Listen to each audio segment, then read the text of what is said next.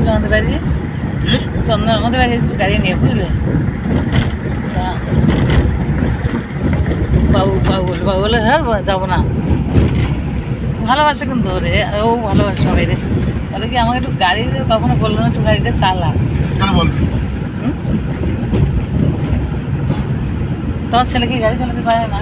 কেন বলবে? একটা লোকে গাড়ি তাদের রাগ করতে হবে?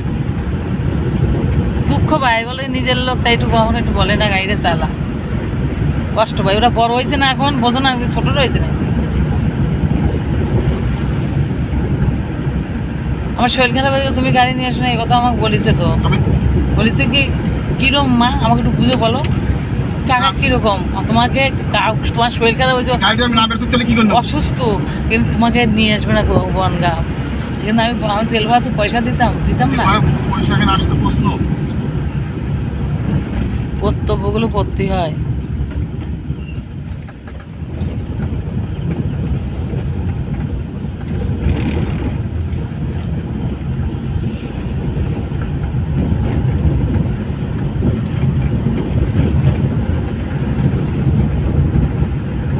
এদের পার্সোনালি সত্যিকার দিদি নাই, তাহলে ঠিক।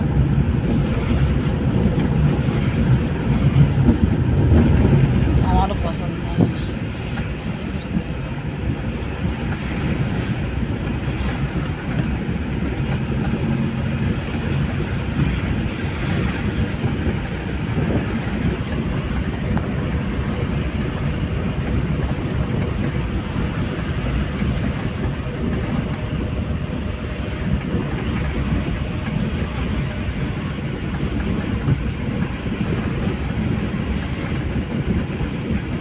রবিবারই চলে গেল।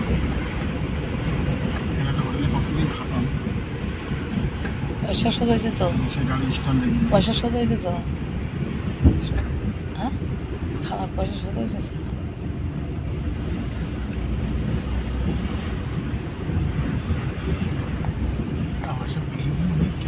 হ্যাঁ কি চেঞ্জ হয়েছে সব, আমি যাত্রা দিয়ে আসি সবসময়।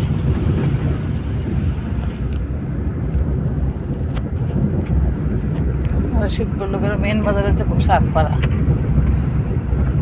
এগুলো বাজার।